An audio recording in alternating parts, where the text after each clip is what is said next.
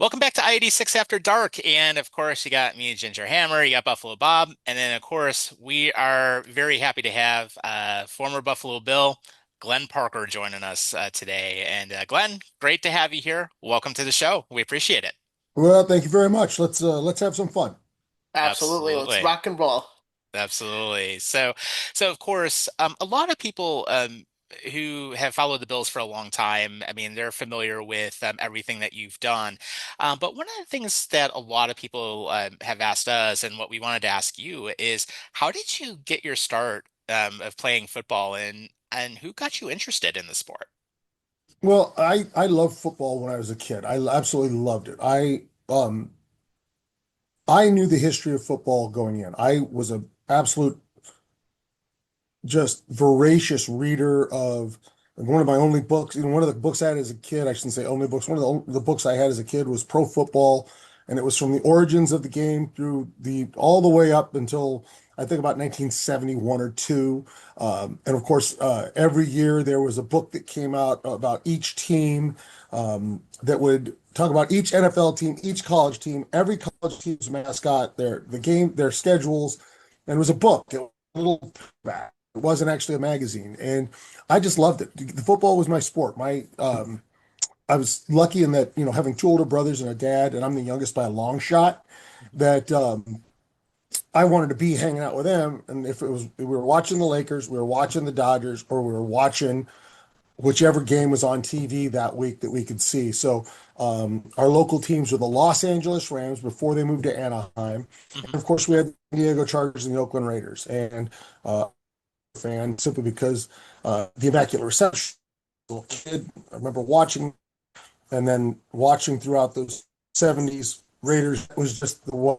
And I liked that they were outcast and old guys and guys that had you know been tossed off by other teams. And so I always loved the game, and I was never going to be allowed to play. My mom wouldn't allow it, but she actually allowed me to go out at 14 because I was so persistent compared to my brothers. And the side story of that is my brother's uh, in a local high school had broken his neck and could barely he basically walked again but was never right, and so she was a nurse, she was in the hospital all the time, was like, no, you're not playing that game. um, I went out as a freshman. I hated it. I hated getting yelled at. I hated a 300-pound coach who was 5'5" screaming at me, telling me I was out of shape. I grew up at the beach, so surfing was much more my thing. I loved basketball, and I was just too immature at that age to play that game. High school is a tough thing for kids. Boys are different. We're not like girls. Boys all mature at a different level, in Hmm. a different place. And I was a very late maturing kid. I really didn't grow until I was 17, 18 years old. And so by that time, it's too late to play. Plus, I didn't have the heart for it. I wasn't mentally right for it. I wasn't mentally mature enough, like so many of the younger guys. And I was bouncing at a bar. I was 19 bouncing at a bar, and that was illegal in California at the time, but they never asked and I never told. Um, and where the Rams used to come in all the time.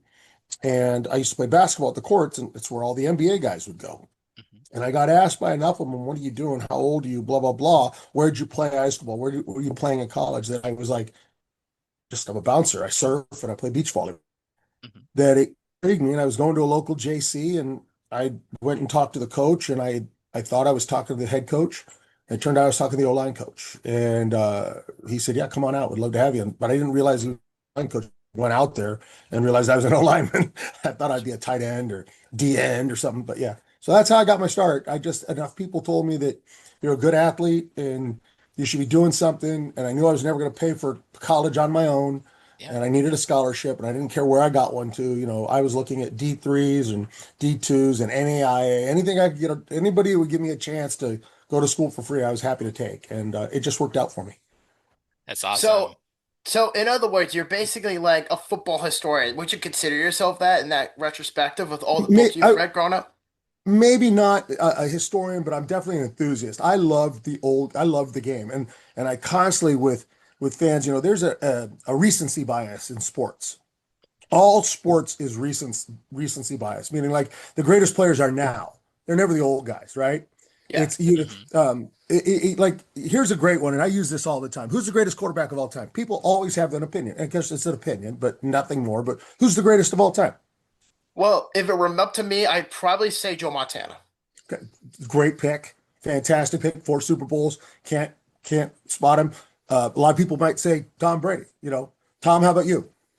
So I would say if I'm looking at it more modern day, probably Big, Brady. If I'm looking back further, uh, there's some really good ones that I'm thinking of. Montana's definitely up on my list. Jim sure. Kelly. Yeah, I've had a chance to meet him a He's in couple the times. Great guy. yeah. Um, I would You're missing one. trying to think. Missing a lot actually, but that's okay. Yeah, no, there's like a bunch of them that are up there, and a lot of good people could be considered. But I mean, I'd even say if I'm really going back, I mean, Staubach had some good stuff back in the day Great too. years. See, you guys are pretty young, and I never got to see this guy play, but I got to watch him on film. I got to read about him. Um, One of the things when we talk recency bias is because the numbers in football change due to the fact the rules change. The rules in Mhm. football have constantly evolved to keep offense relevant and higher up. So when I was a kid in the 70s, a 200-yard passing game was a hell of a day. That's back when the DBs could molest a wide receiver all the way down the field. Offensive linemen couldn't use their hands. Mhm. So run game was much more important. Well, in the 80s with Joe Montana, 300-yard passing games kind of kept that was the kind of the benchmark all the way through the 90s until they opened it up again, and then it Mhm. became 400-yard passing games now. Right. Although we're seeing a resurgence of the run game, but that's a whole nother aspect of the game that has we could get into. But the one thing that hasn't changed much is the yards per pass attempt. The yards per pass attempt directly correlates to winning. And in the 70s, 80s, 90s, anybody throwing over 7 yards per attempt, not per completion, was winning football. Well, now we've had some guys hit just about 8. But what if I told you about a quarterback that averaged over 9? He still holds the record. What if I told you a quarterback that played in 10 years in the league, played in 10 championship games, winning 7 of them? You would go, oh, Mike, no, Tom Brady played longer. The guy's name is Otto Graham. He averaged 9.2 yards a pass attempt back in the day when it just wasn't happening. And that was Paul Brown, the nexus of the West Coast offense that came around. And it was all started with autogram in the late 40s and early 50s. Now, if that is not one of the greatest stat lines you've ever heard, 10 championship games, winning 7, and still Mhm. holds records, pretty impressive in my book. I'd Yeah, have to I put him in the agree. conversation. The But fact that you like even remember that on the top of your head, Gut, I am not gonna lie, is fucking insane. I am not gonna lie about that. it's offensive lines, and we have that memory. We're a little weird that way. Yeah, fair enough. Good stuff. I'm just depressed, that's all, you know? 'Cause I Yeah. don't get to meet that many people who could just say, "Oh, I know this stuff and this stuff." And it's Yeah. funny because I'm similar like that. I consider myself like an enthusiast for like hockey. Is I grew Sure. up a New York Islanders fan, so I was always raised an Islander fan, born an Islander fan, and my dad would and my late Uncle Brian would just feed me this crap of all like hockey enthusiasts, like books and DVDs and VHS, anything they can get their hands on, and I would just sit there and just read the stats, who's playing, how many, players are on the team, what's their percentage on the ice, and how many shifts are they playing, coaches and stuff like that. So Sure. Yeah. it's the same, the same thing in football. Anything could be said and done at that point. Right. Yeah. And for me as a kid, the big quarterbacks were it was Roger Staubach, it Mhm. was Terry Bradshaw, it was Kenny Stabler, who was my guy. I loved Kenny the Snake. But you also had Jim Hart. Yeah. You were coming out of the era of Johnny Unitas and Hadel and Brody and those guys. So greatness at that position in football more than any other sport is there's a bias towards the most recent. Same with basketball is very similar. We Hmm. we have this thing, LeBron's the greatest. No, it's Jordan, but it's really only in these last, you know, 20 years that we picked those guys. Everybody Yeah. before that couldn't be any good because well, the rules were different, the game was different. Still got to hold them in their place. They're Right. still incredible and probably given the opportunity to play in today's games, they'd be just as good. Interesting. Yeah. So I do actually have a good question for you. You were given an opportunity to play in five Super Bowls, four with the Bills and one with the New York Giants late in your career. So, what did those experiences teach you about leadership and resilience? First off, I'm going to say this. Given the opportunity, I think I earned that opportunity. But you know what? It's the game of football teaches you have so offensive linemen are like DBs, quarterbacks a little bit. You have to have a very short memory when it comes to the last play. But you got to learn that lesson, and that lesson has to stick with you for a very long time. So it's a dichotomy, right? You have to have a short Yeah, memory, Mhm. but you have to remember it forever. So you're constantly remembering what you did wrong. You just can't let it eat at you because the eating at you is what kills you. So that is the resiliency in football is that a bad play doesn't define you, a bad game doesn't define you. It's what do you do now? What are you coming back with? And that, with the Bills, the four Super Bowl run. I don't think that ever happens without Marv Levy because Marv kept us grounded and kept us focused. And I think, and I've often said this, if we win that first one, I don't know that we even go back to three more because it's so incredibly hard to match that high for so many teams. And we've seen that, there's not a lot of back-to-back Super Bowl winners, and it's becoming more scarce. After the Cowboys, it's happened once, I think, since the Cowboys in 90, I think it's only happened once, right? yeah. I I think the think, Chiefs Yeah. are like the I path to think like three it, of the last five or something like that. yeah, and that's it. It just doesn't happen. It's such an emotional end. You've played a month and a half longer than everybody else. Then you have the whole rubber chicken circuit after you have to go on. It's just everybody that's won it, you talk to them, it's a lifetime achievement that sometimes the hangover from it kills you next season. Interesting.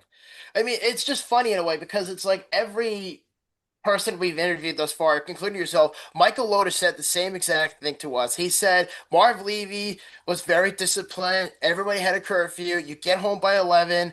And he was also talking about the Yellow Jackets, which is part of their defensive scheme with like Bruce Smith himself and the Cornelius Bennett, which I thought was very fascinating because it was like nobody's really ever spoke about this until we spoke to him, and he was just like very on in about that defensive pairing with the four guys all together. And I think you guys were an incredible team that almost in a way it's almost unfathomable to go to four consecutive Super Bowls. Sure, you didn't win any of them, but that's a hell of an achievement. Instead, into that standpoint of today. Yeah, I think it's a much more impressive stat the farther you get away from it. Mhm. When you're in the moment, it's people make jokes about it. People don't realize how hard it is. But as you get farther away from that, more and more people in the NFL, more and more fans look back and go, "Wow, how did that even happen?" And Yeah. I think it's one of those things that the farther you get from it, it comes into focus a little better. And that's kind of nice. Actually, that's the one good thing is, it's kind of nice that there's something that people can say, "Wow," and hang their hat on that was tough. Yeah, I agree. And I remember that Super Bowl run, and I was actually a young kid back at the time, and I remember how you and the Bills, how you went to all four, and of course, thinking about it in the sense where had we won one of those, I mean, it could have been different. I mean, but thinking about it back, and here we are about 30 some years later to never see any other team do it 4 straight years in a row, that's definitely an accomplishment in itself. But it's also one of those stats that I think more and more people respect the fact because you guys had a really well built team for all four of those seasons, and of course Marv has a ton of respect here in the area. He did a great job coaching during his tenure, and of course, I know he just celebrated his 100th birthday recently too. So glad to see that he's still doing well and everything. But there is just so many good things to respect about the team and just how well everyone was built and a lot of the schemes and I'll even throw a name out there, someone I actually had the chance to meet a few times, Chuck Dickerson from Oh back yeah. in the day and had a chance to meet him, and I know he did some things with the team as well, and but you guys were really well built top to bottom. We were, and the whole thing is we were. It's before people kind of forget this. It was before free agency. Hmm. My third season, which was the third Super Bowl, is when free agency kind of hit, and it's much harder today to keep a team together through 4 straight years. There's too many compromises. We now have the salary cap. We now have the salary minimum. We now have free agency. Those are a lot. It's a lot tougher to keep the nucleus together. And I would say that the run that Pats went on those years is equally, if not more impressive, because they were able to do it at a time when you had to keep players in the fold. You had to pick and choose who you got to keep and didn't, as opposed to keeping these are performers. I keep them. I get rid of everybody else. Right. And I think it's so that's I think that's just part of it. We have to remember it's much tougher today to do that. But the fact that nobody had done it till we did it Hmm. says it wasn't an easy feat. Right. So Yeah. And the I was fact gonna that, say, yeah, it just there, go ahead, Tom. yeah, we haven't seen anybody really do that yeah, since that time, and nobody had done it before. So I mean, it's right, just such an impressive stat. I mean, no matter how anybody looks at it. right, yeah. Right. Well, But there's other I things. was gonna say was sorry, Gunn, go No, ahead. go right ahead. No, as I was going to say, you brought up something very interesting that really stood out. Was you said something about free agency because mentioned the salary cap and you mentioned keeping the team all together. Didn't something like this recently happen around that time frame that you became a free agent with Reggie White when he left the Eagles to go to the Packers, where the Eagles were just so bad for so long at that time, and then he went to Green Bay and just completely won the Super Bowl at that point? Yeah, so believe it or not, the Eagles prior to him leaving had the most dominant defensive line in football. It was unbelievable the talent across that board. He left, but he was the missing piece Hmm. for Green Bay. And when he got there, they had a magical run for 2 years, won one, lost one, and it's exactly what it was. Free agency changed the game. It's as good as their defense was, they didn't have enough parts in place in Philly to win it all, and they needed. I don't know that they had the money to pay him or do what they wanted with it, but the fact is, Green Bay needed him. Green Bay had the money. Green Bay wanted him, and Green Bay really benefited from the situation of free agency by bringing him in, and it helped their locker room. It helped their game first, but it helped their locker room second, and they were able to get two Super Bowls out of it. I mean, I was gonna say, I mean, that Super Bowl ring is sure a hell of a thing to achieve when you have arguably one of the most dominant pass rushers of all time. Hell, it feels like deja vu, even in this day and age. Where I mean, what the hell was Jerry Jones thinking with trading Micah Parsons a few weeks ago to Green Bay? I mean, now look at them. They're like, holy shit, this is a completely different team, a whole new identity about the Yeah, Packers. the And missing piece. everybody and everybody in Dallas just absolutely hates his ass for not even paying him at that point. And I'm not even a Cowboys fan. It's just funny in a way how that all, rolled out at that time. It's funny you say that. Back in the day, if a player left, the fans blame the player. Hmm. Fans have gotten used to free agency enough to know now. Don't blame the player. You have to blame ownership for not keeping him around, not doing what Right.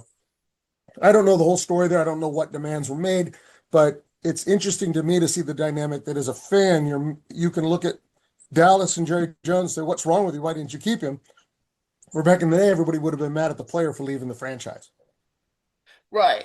I mean, it's just ironic because Jerry's like, I'm gonna pay you in CD Lamb. I'm gonna pay you 230 million for Dak. I'm gonna pay fuck you, you can Yeah. leave, and I'm gonna pay I you think later. Jerry That's Jones, pretty much what unfortunately, the happened. game's passed him by. Hmm. He's starting to remind me, well, except that this person knew was a much better football mind. Al Davis. Al Davis was an Yeah. incredible football mind and was competitive for almost 30 years in the NFL.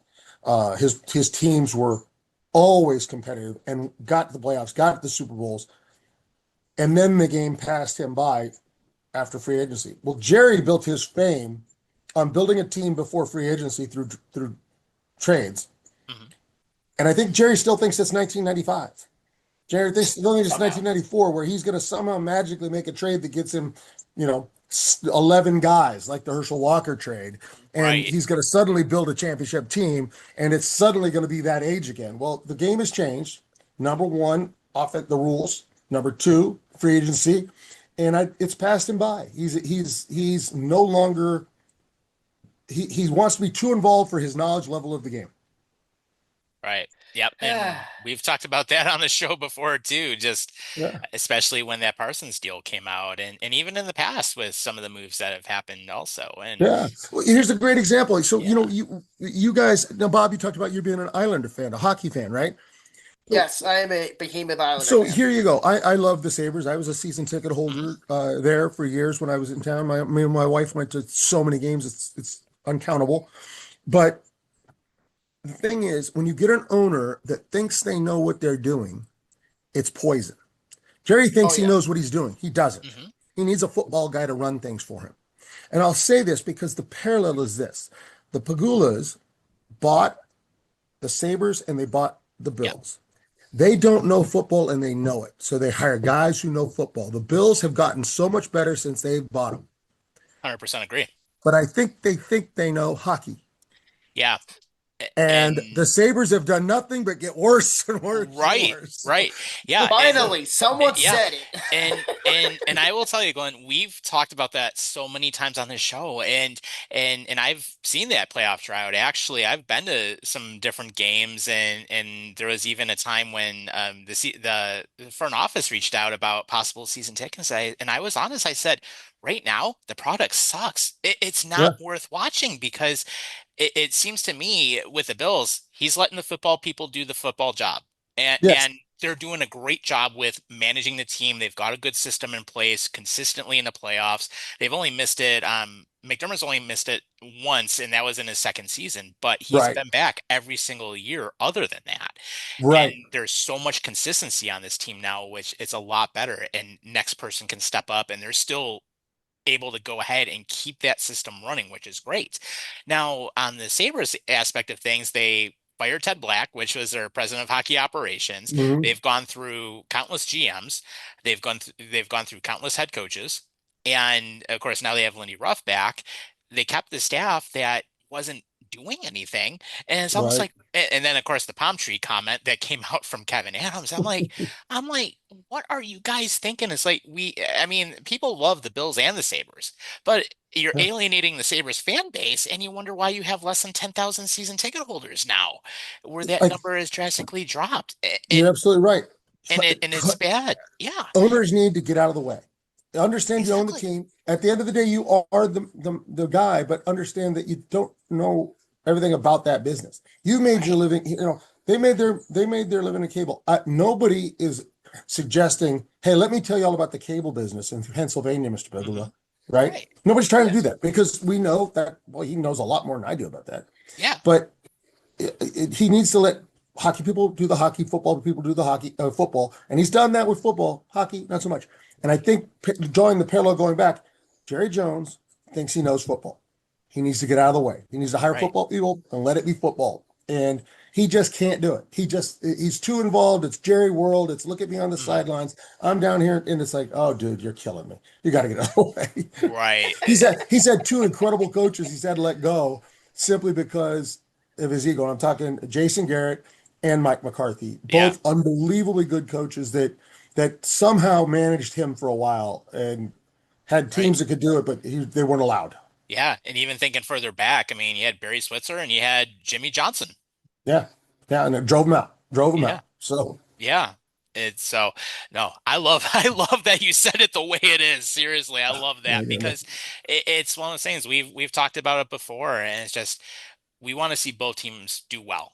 We yeah, absolutely absolutely. want to see There's that. nothing as electric as when the Sabres are killing it. You go downtown, it's Absolutely. an absolute blast. I say this to anybody that will listen. If I get a ticket to one thing in my life, it's Stanley Cup Finals. There's no better Hmm. event than Stanley Cup Finals. You get to go. Everything hangs in the balance. It's so much fun.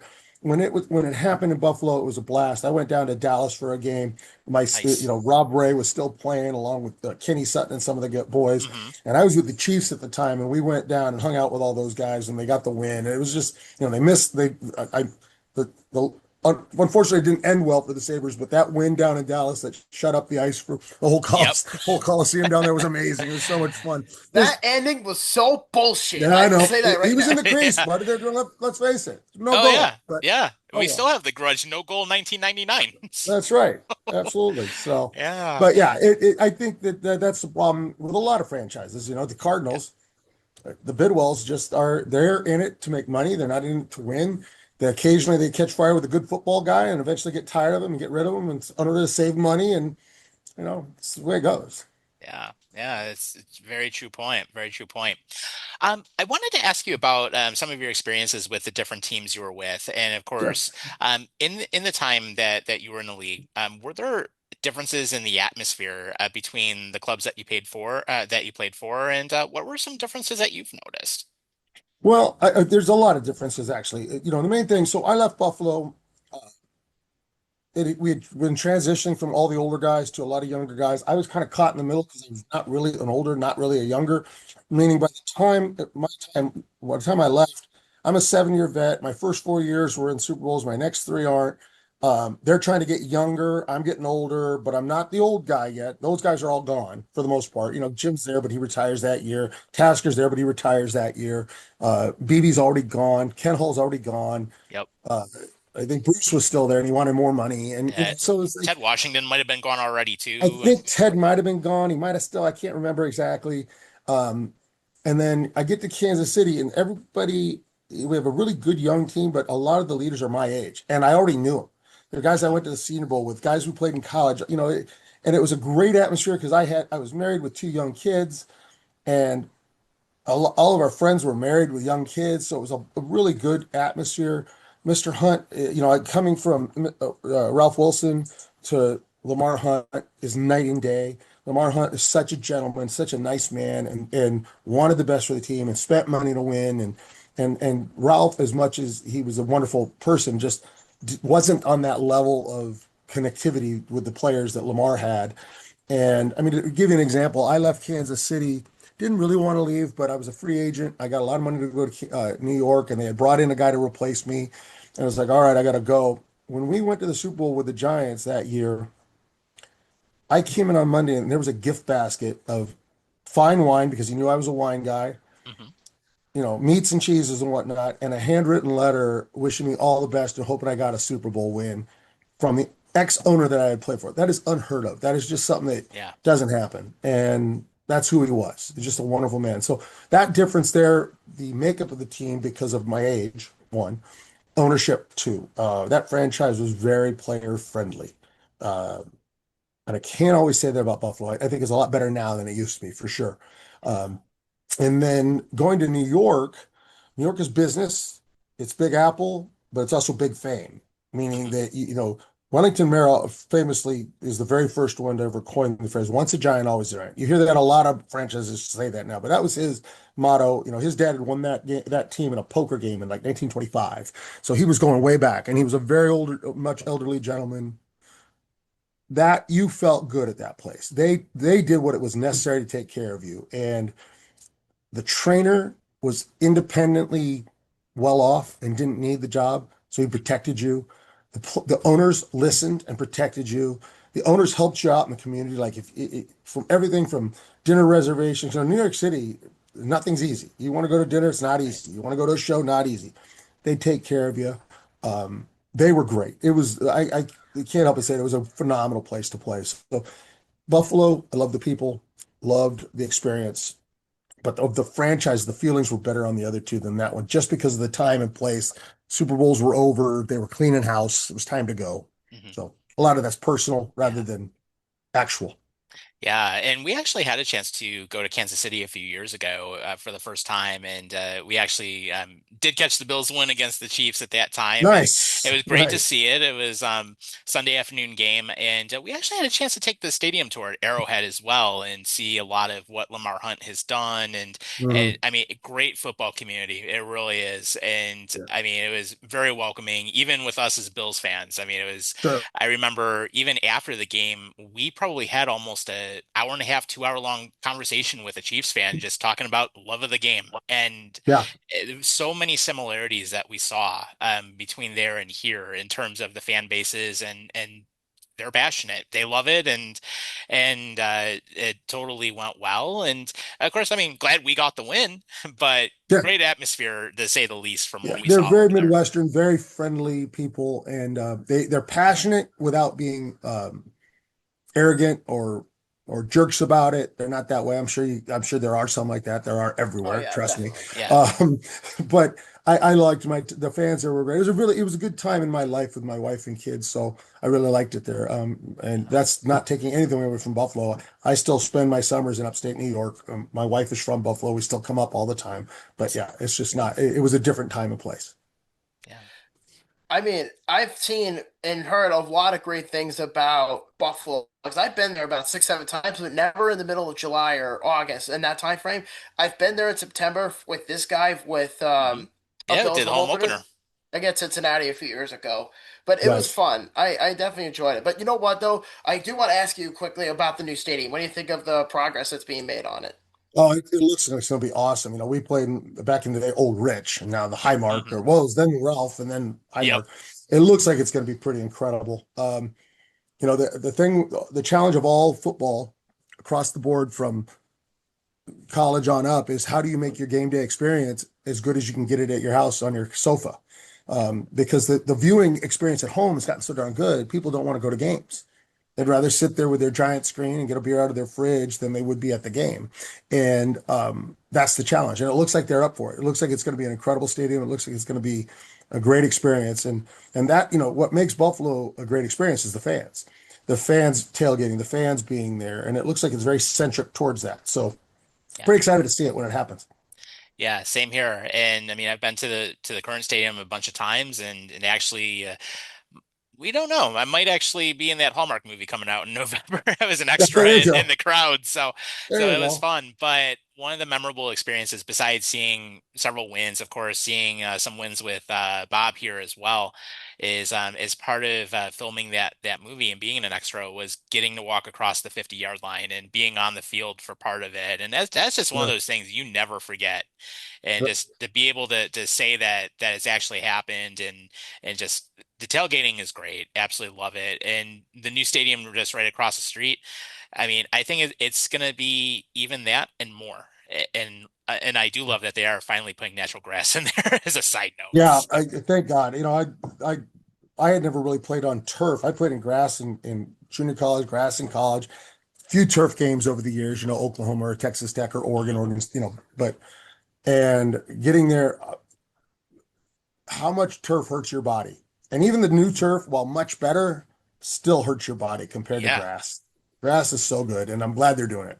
Yeah, Oh same yeah. here. And even my nephew, he's getting into football now too. I mean, he's just about to turn 12 in January, but he's played some turf games. My old high school I graduated from, they put it in a field turf field a few years ago, Yeah. and even he says it's totally different from what you have on natural grass. And there's times, I mean, it just it's better than what it used to be, but it just beats you up a lot more. Yeah, you got great speed. You're not going to slip and slide in the rain.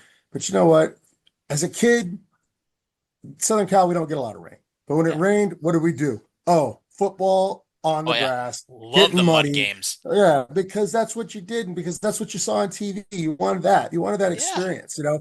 And that was the one great thing. When I went to Kansas City, they were on grass, and I loved it. And then when I went to New York, New York had a short spell. I don't know how many years they were on it. They were on grass when I got there, and I loved it. I was like, oh, thank God, I'm back on grass. I get a few more years on grass. I Right. credit grass for extending my. Hmm. There you go. But I do actually have a very interesting because you played in the NFL for how no, God knows how long. You've been there for a very long time. But afterwards, I found out that you were actually in the AAF as a lineman coach, and I wanted to ask you, what were some of your experiences and what could have been different when you were coaching there? So, well, the league itself, it just the funding they thought they had wasn't there, and that kind of sucked. My experience was awesome. I had started getting into coaching a little bit more about 7 or 8 years after I retired. Hmm. I had actually been asked to coach when I retired. They wanted me to be a coach, and I just wanted to spend and spent enough time with him. You saw that with Andre Whitworth, had his kids on the field. You don't get time with him the way you need to. And I had no patience for guys who couldn't understand the game because it came so easy to me, so quickly to me. And I played 7 games in junior college, 20 in college, and I was starting in the NFL. So I didn't have patience. The guys couldn't learn it. And then I've since learned, through having kids that everybody learns differently. And it's really neat when the light goes on for someone you're teaching and it was good. So over the years and part of the AAF, I loved getting guys that would listen, do what you're trying to tell them to do, no matter how you figured out how to tell them. And you see the light go on, you see them succeed in it. That's so rewarding. I just absolutely love that part of it. I love the coaching staff I was with in the AAU. I loved our whole vibe. It was a good vibe in that. The only problem with AAF is again, the funding that cut us short. I would, I, I tried unsuccessfully to keep coaching. I just didn't have a big tree. I couldn't keep after it. But my experience was phenomenal. I had a great coaching staff. I had a lot of kids that wanted to get better, but I also had the same experience because I had coached at the University of Arizona for a year prior to that staff getting laid off, was that no matter how much you can try to help some kids, they refuse to do what you're asking because they've always done it another way. And I would tell these young men, listen, you're here because you probably have the talent to be in the NFL, but you're lacking the technique and the work. I'm here to give you the technique and the work that works that you're going to need in the NFL. And they were resistant. And that was disheartening because they're guys that were good enough to be there that just, for whatever reason, they would not do what you asked. They were going to do it the way they wanted. And you'd say, don't do that. Here's what I need you to do instead. And they would be resistant to it. And those guys, when it ended, it was over. But the guys that tried hard got shots at the NFL. The guys that tried to do what you're saying, they got their shot. Yeah, I think if I'm not mistaken, maybe you might know the answer to this, Glenn. Didn't Coventry Turpin for the Dallas Cowboys come from the AAF, or was it the USFL? If you happen to I know. I think Turpin was AAF. I'm not sure. We also had John Wolford, the who was the backup quarterback for the Rams for many years. He was our starting quarterback. By the way, he was Will Wolford, our left, was his nephew. So it was great when we played at different games. Will would be there, and I get to see my old teammate Yep. because I was helping coach his nephew.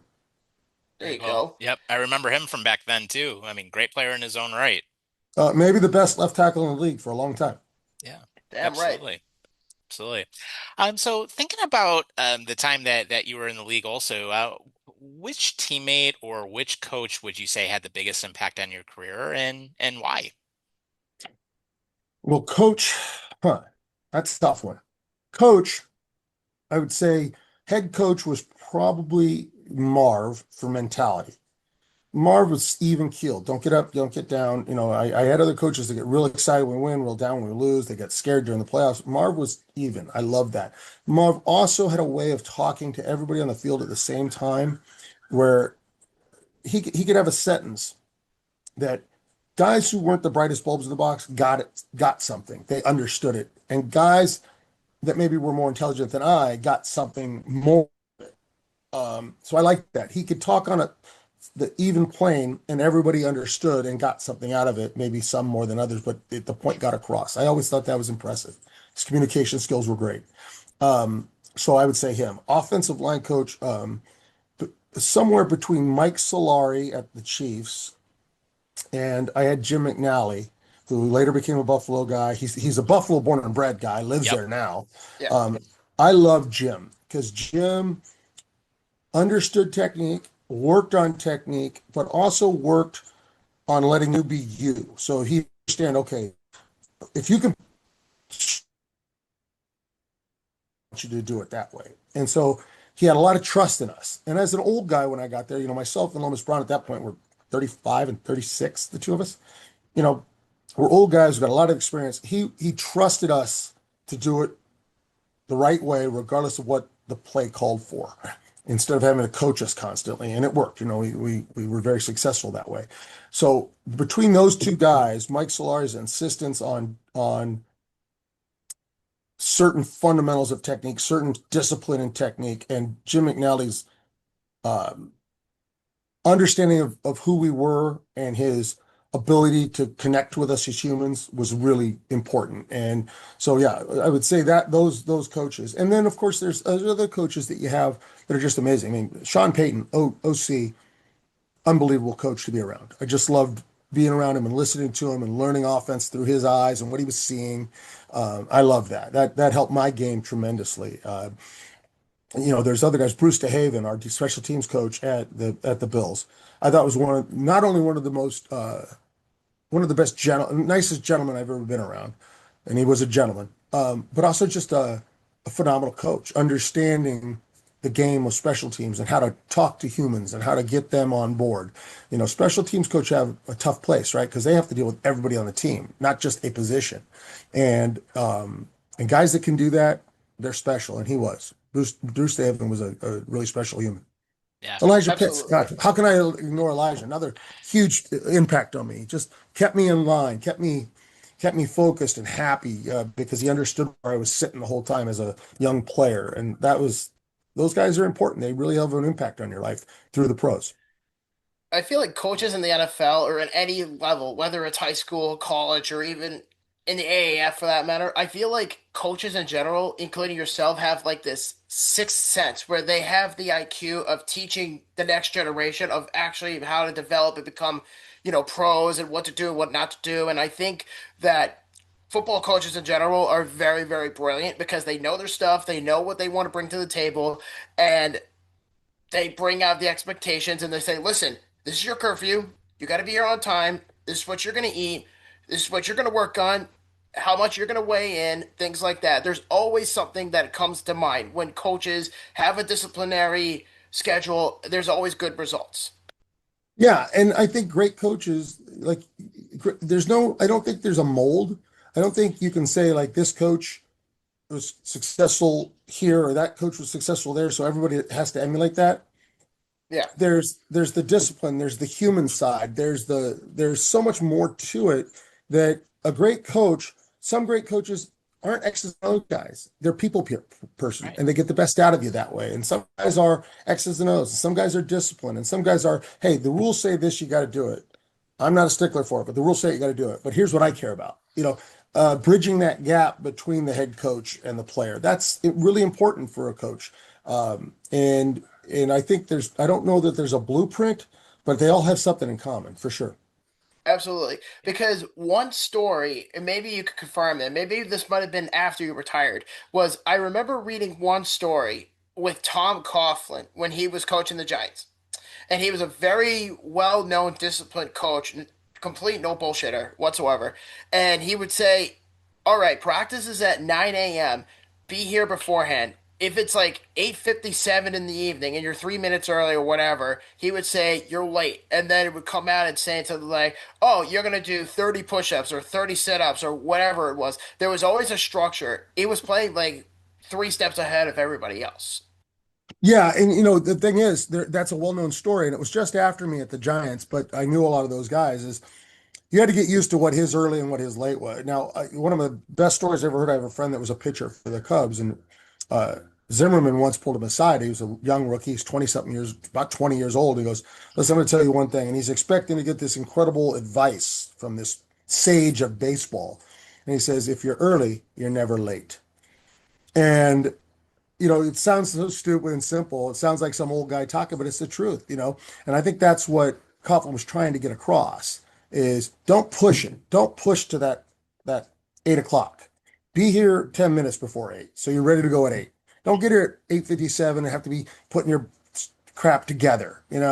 Um, I know Tom Coughlin, though, like you said, you were talking about well-known disciplinarian, but it took him understanding that, and this is something my coach at Arizona taught me, Dick Tomey, is like you have to coach players hard, but you have to love them harder. They got to know you care about them, right? And as the old coach is saying, is no players don't players will not know care how much you know until they know how much you care. And if that's when you have to be a coach, you have to care about the family, care about the kid, care about what's going on in their life. And if you do that, then players are going to give it all for you. They really will. And that's the change in Tom Coughlin. He went from ultra disciplinary at Jacksonville, ultra disciplinary in his first year or two at the Giants, where they had meetings like, dude, this ain't gonna work. And he changed in the offseason to become more caring, still a disciplinarian, but caring, and they won the Super Bowl. Absolutely. I mean, because I live in Jet Giant country, and there are Bills fans in this area, but a lot of people who I know who are Giants fans absolutely love Tekoff. I mean, Right. as far as his disciplinary, the stories of with Eli Manning and all that stuff. So I come from that neck of the woods, so just hearing all these stories, and it makes a lot of sense. Yeah. Hey, listen, if you want to be a disciplinarian, that's fine. I'm okay as long as I know what the rules are. Mhm. But if you don't care about me at all, then why do I care about your discipline? Right. If you don't care about me, if hey, listen, the practice is supposed to end at this time and we go late simply because you have a power trip and I miss going to my kid's recital. F you, brother. I'm out. You want me to Right. be dedicated and you don't want to be dedicated. You want me to care, you don't want to care. Then I have a problem. And you will see that with coaches, and they're generally not very successful. Oh yeah, I see that a lot in the NHL. John Tortorella for the Philadelphia Flyers was like that, where there was an incident with Cutter Gauthier, who was drafted by Philly 3 years ago, I want to say. Very Hmm. young kid, he's about 21 now, played for the U.S. international team. And a year into his deal with the Flyers, he basically went up to the management and he was ghosting them. And he said, fuck you guys, I want to be traded. And next thing you know, he goes to the Anaheim Ducks, becomes the most hated man in Philadelphia. And it was revealed a few hours after the trade that he didn't want to be coached under John Tortorella because of his totalitarian system, basically saying, what you were just what you were just saying about, oh, I have to miss my kid's recital or something like that. Torts gave no shits about what Right, anyone said, whether it was with Tampa, whether it was with the Rangers, whether it was with the Flyers or Columbus. He would never change. And right, so many players in that league, arguably one of the best leagues in the NHL, if not in the world, at that point, at the professional level, people hated John Tortorella for that because of his approach, especially into the modern game. Because what you were saying about Jerry Jones, he's going backwards. right. Time has passed. Yeah. Listen, okay, you have a job, right? If you know Yes. going in the expectation of the job, be on time, do your work. Okay, if I'm late, here's the structure. Yeah. But the un it's the stuff that you can't predict that creates the friction. If I told you, listen, hey, every Thursday we're going to practice an extra hour. We're going to do that. And you build it in, okay, I know what to expect. But if I go some Thursdays off on five, some Thursdays off at four, some Thursdays not till eight, I got a problem. I got a problem here because you don't seem to respect our time, our limits, and our time, and what my personal life is outside of this game. And coaches that tap into that, and again, it does. You could be, hey, we're going to be 8 o'clock every night. Fine, I know it's 8 o'clock Yeah. every night. Fine, that's okay. You can be that guy, but it has to be expressed beforehand, not after. Don't do it in the after, and then all of a sudden I don't know what's going on. Now I'm pissed. And Yeah. and coaches, that'll happen to you. You'll see them. They change course in the middle of the season. They become a jerk, and it's invariably because maybe the team struggles a week or two, so they're gonna change it, and then they go right in the tubes. It's over. Mhm. The season's over at that point. Yep. Players are done with them. Absolutely. I mean, I'm actually kind of glad that you brought this up because it reminds me of so many coaches. I think this happened also with Urban Meyer when he was with Mhm. Jacksonville. He was one of the most undisciplined coaches in all football. Who had no experience in that level. Everybody hated him, and then a whole video that came out and said he's supposed to be one of the most disciplined coaches in college football, and yet he goes to the NFL and he treats the team like shit. Right. So Yeah. it's kind of like that in a way. Yeah. You lose Yeah. And I locker think room. that yeah, and exactly. Yes, you do. You lose the locker room, and and let's face it, a lot of the now so many of those college coaches that didn't want to be pro coaches because they didn't have control over the players are now finding what it's like not have control over your players. There's Yeah. something else out there. I'm not saying it's right or wrong. It's just now they're struggling, going, wait a minute, I'm not sure I want to coach anymore. Well, it's easy to coach if you're a totalitarian and you get total control over your players all the time. That's not great coaching. That's being a disciplinarian dictator. Now, if you want to be able to, if you can manage personalities and families and emotions, that's being a great coach. And Oh yeah. there's been a lot of them in college. There's been a lot of them in the pros, and that's what I think people need to learn is that difference. And players can feel it and they love it. Absolutely. And I believe Tom has a question. Mhm. Yeah. So, one of the things that's interesting thinking about how you were in the NFL and how you've gone into wine tasting. And one of the things we saw is that you've actually spent some time at the Mondavi Winery, Oh yeah. which of course you built your appreciation for wine. And do you see any parallels between crafting a great wine and also crafting a great football team? Yeah, absolutely. The wine starts in the vineyard. Football starts in the off season. Football starts with your diet. Football starts with your discipline. Football is the end product on the field is simply the product of the process to get there. Um, and if you skimp on the process, you'll skimp on the end product. So, if you don't do what's necessary, diet wise, rest wise, family wise, workout wise, setting your schedule, all those things as you move forward, you won't be successful in the field. And it'll be a product of what you've done.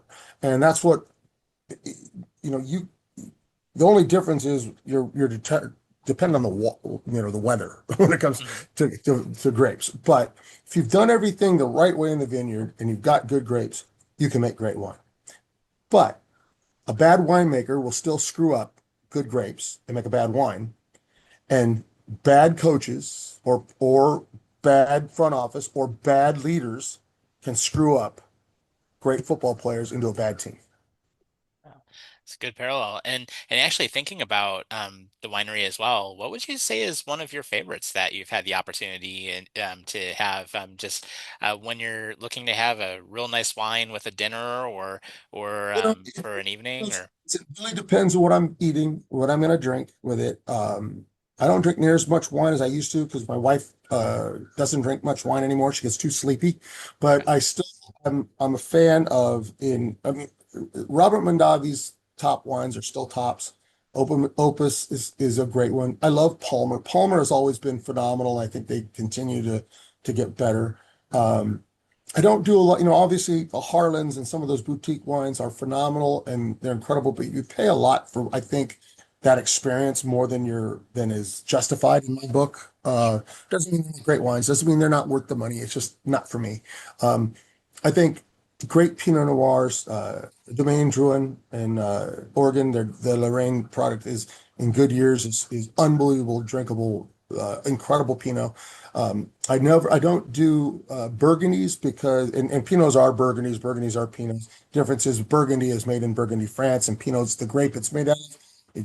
We can't call it a Burgundy, obviously, because we're not from Burgundy.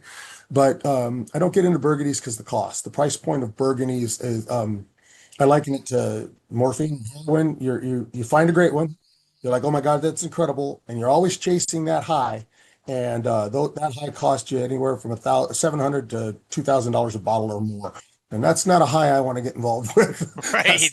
That's not the habit that I'm getting into. Right. Luckily, I have some friends that do, so I'm okay. I get to try it once in a while. There It's like a you friend with a go. boat, Like, that's Right, great. I don't want a right. boat. Yeah, do you No, have a very go-to interesting. do you have a go-to like flavor? Like do you like white wine? Do you like what kind of wine do you Again, like to drink? again, it goes with what I'm eating or hanging out. Listen, every wine has its place at the table. It just depends on what you're eating. My go-to generally all the time will be a Pinot Noir. I like Willamette Valley from Oregon. I really like some of the things coming out of Santa Barbara, the central coast of California, because Pinots can go. If I'm having a salmon dish, if I'm having a fish dish, I can still have Pinot. And if I'm having, a meaty dish or a pasta dish, it goes with Pinot. It's kind of that do-all wine. If you have a bunch of Yeah. different eaters at a table, they're all going to enjoy the wine with what they're eating. Because wine is meant to go with food. It really is. It's meant at the table with food. It's not meant to just sit there and drink on your own like a cocktail. That's Right. fair. Right. I'm not a big wine guy. I don't really drink alcohol because for one, beer makes me really sleepy and makes me Yeah, I bloat. don't like it either. I don't blame you personally if that's the case. You know, I mean, I like I'm food, having but I'm that's having a about beer it. right now. There you go. There you go. Yeah, and there's times I'll enjoy a good beer or good wine, and I mean Pinot is actually probably one of the more versatile ones that I always like to go to too, especially if I want to have it with perhaps maybe a steak or maybe if I want to do something that's seafood related. Usually more Yeah, seafood is what I enjoy it with, and it's one of those. I've just started to expand a little bit more with having some different types, but yeah. Pinot is definitely one of the ones I like. And then occasionally a red wine, I'll use it with something that's a little bit more meatier, but it just kind of depends too. But I think the Pinot has usually been my go-to also Yeah, and I from think that's because you can have a steak with a Pinot, and it's fine. It's yeah. going to be great. Pinot Noir is a nice, drinkable red wine, and you can also have fish, and it's not going to overwhelm it. Yeah. That I say that because that's when you're dealing with a lot of people at a table. But traditionally, if I'm having shrimp or something like, oysters, I want a Sauvignon Blanc. Uh, a very light, crisp white. Mm, If doing a barbecue out in the middle of the day and it's hot, a rosé is phenomenal. If I'm yeah. doing and heavy dinner, you go into the cabs. But Pinot kind of crosses all those boundaries, and that's good, kind of nice about Yeah. it. But no, every wine has its place. The trick, if you're new to wine, is just go and pick up different wines. Find a place that does an essence tasting somewhere near you, which is where you can smell and then taste the wine while you're smelling the the core esters that are within the wine, and that will really help you because then you'll really start to smell the smells that you hear people talking about. Yeah. And it's because a lot of people they tell you, wine geeks will sit there and say, "Oh, I smell this, this, and this," and people are like, "Yeah, really, I don't smell. It smells like I don't know what I'm smelling, or grapes." Some Mm, people say, "Oh, great, okay." And the reason is because it's like, how many people, if I asked you, if you're not an absolute audiophile, if I asked you to listen to a orchestra play, could pick out the French horn? You'd look at me like I was crazy. But if I had the French horn play by itself and then the orchestra join in, you'd hear that French horn just like that. You'd know right where that French horn was within the orchestra. That's what essence tastings do for you. You smell and you taste, you smell and you taste, and you will pick them all up. And that's that memory. Smell is directly tied to your memory. Smell is directly tied to your palate. And so you pick those things up the more you do it. And that's why one of the worst things the geeks do is talk like that. One of the mm, best things they could do is explain why they talk like that. And they never do that. sure. Absolutely. So I guess because we have like three questions left to go at this point, so we're having a good time. I Good. appreciate you coming on and all that, Glenn. But you have a 20 plus year career in broadcasting. You went from UA football telecasts, and then you went to the NFL Network's playbook since like '03, which is a hell of a run to begin with. And you also did Pac-12 Network on several occasions, and then did some college football games on Mountain West and Pac-10 and all that. My question is how did you approach to analyze games evolve from your first broadcast to now? And do you see your role more as an educator for fans or as a storyteller for the sport itself? So, no, I think I'm an educator for fans. Analyst, I think your play-by-play is your storyteller. Your play-by-play, your features person, your sideline person is a storyteller. I'm an analyst. I'm the guy that's supposed to tell why things are happening, not what is happening. One of the big mistakes young broadcasters make is they say, that was a great out route by this guy, and he caught it with his hands. Well, yeah, you just told me what I saw. Hmm. Thanks. But if you can explain why he was open, why the throw was where it was, why the catch was made, now you've educated the fan as to why that's happened. And that's what, the great announcers do. And I don't think storytelling can be a part of it over the long haul, but it shouldn't be a part of it in the play to play. That is something that stands outside the game. My biggest thing that I stress is I want you to feel like you're listening to two guys at a bar talking about the game. And there are two guys that really know the game and you don't. And so you want to hear what they have to say. Just like, wow, I didn't know that. And you learn something. That to me is what I try to do. That's an interesting standpoint, honestly, because I've watched enough football or sports in my life and a lot of analysts, but the one guy that really griped my gears, just what you were just talking about, that really used to piss me off was Booger McFarland on Monday Night Football. That guy, I don't know what it is with that big dent on his forehead. Almost just want to make me put my fist through it because I just hated listening to him. Because one thing he used to consistently say, and it just bucks the shit out of me, was he would say, "In order to win the game, you have to score a touchdown." Like, thanks, Captain Obvious. Yeah. Well, I guess some guys they have crutches they lean on that are verbal. They're verbal crutches that they go with, and that might have been his, And he's he's gone back to the studio. I think he's better in the studio than he was as a game guy, and um, The game, it's my pet. I guess if I have a pet peeve, it's guys that don't know who's out there. You have all week to study these teams. You have all Right. week to watch their films. And if you're any type of football mind, if you do your spotting board correctly, the guys are on the field where they're supposed to be. So you should just intuitively know who that is by where he is on the field. And when I hear a guy go, oh, the defensive end there, 76, like, why don't you know the defensive end's name, number 76? You shouldn't have to tell me the defensive end 76. You should just Right. say, hey, that's Bruce Smith there, or that's such and such there. You should know where they are on the field by the way the play developed, who was there and how it was done. And they Right. don't. That drives me crazy. Yeah. And I tend to see that more and more now too. It seems like it's happening a lot more as we've moved into more recent times Well, where that's because people every game's on TV now. Didn't yeah. used to be. Yeah. When I started this, not every game was on TV. Very few were. And so the guys who did it, it was a little more specialized, a little higher, I think, the expectations. But now I think most fans care enough to say they don't care, and that's about it. They're still going to watch the game. Hmm. And the companies have realized they don't have to pay guys. They can just get a guy off the street, pay him the Hmm. minimum, and off he goes. Yep, Yeah. of course.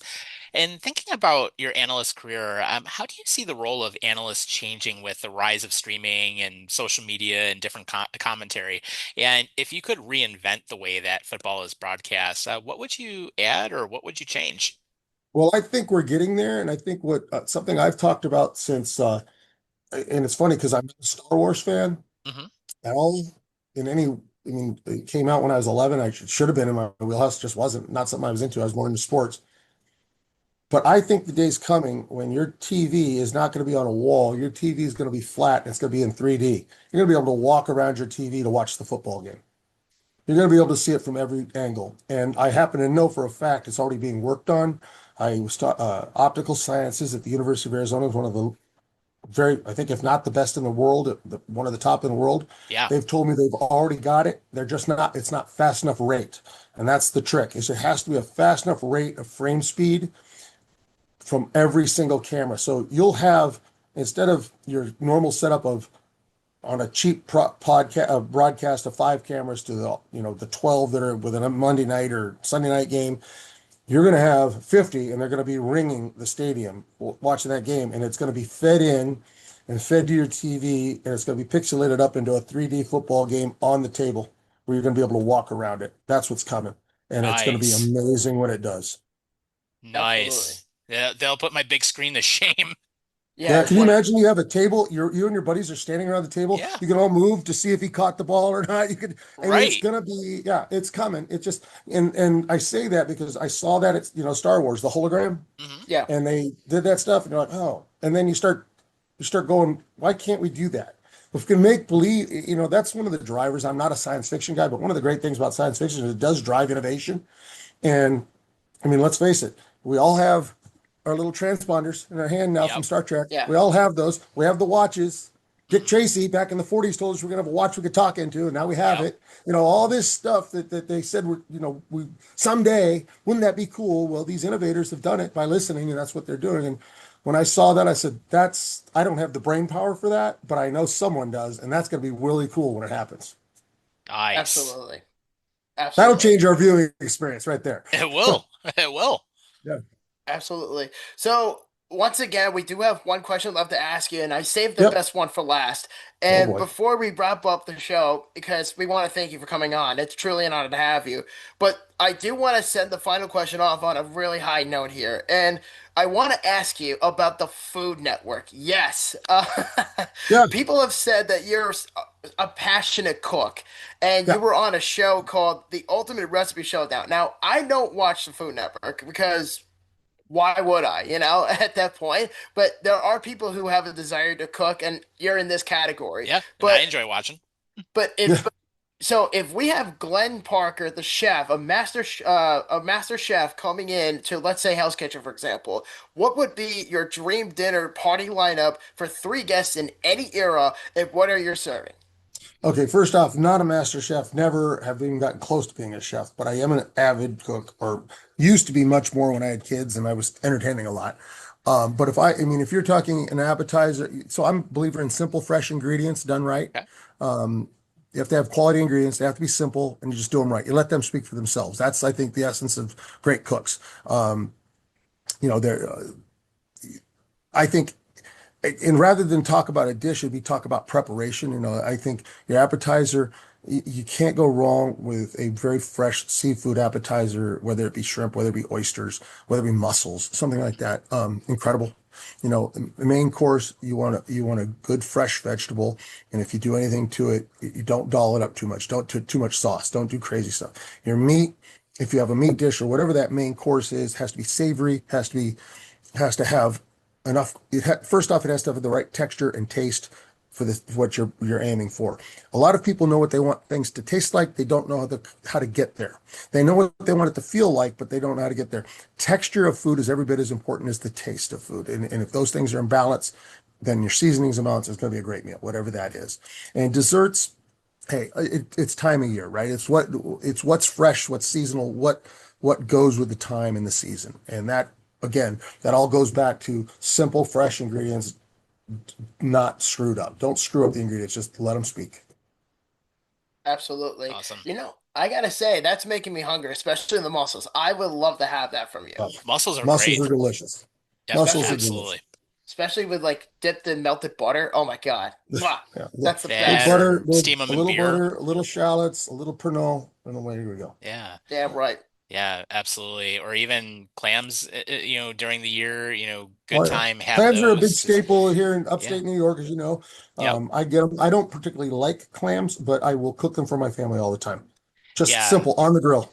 Just Yeah. put them on a grill, let them open up, pull them off, Yep. put them One with of my a favorite ways to do side of that, or even one of the things Frank's. I'm known for too is like a real good linguine and clam sauce. Get some There you nice go. Yeah, garlic in there, season up just a tiny bit, not overdo it, yeah, but no, just have a real simple dish, but it just offers so much. exactly right. Yeah, absolutely. But you know what though? I will say at the end of all this, Glenn, very much for coming on. It has been an absolute pleasure having you. It's my pleasure. Yeah, Thanks for having me. I absolutely. always enjoy talking football and sitting down with fellas. So thanks a lot. Yeah, Thank you very absolutely. You're much, welcome. Glenn. Come back anytime, and certainly great talking to you today. All right, guys, go Bills. Go Go Bills. Bills.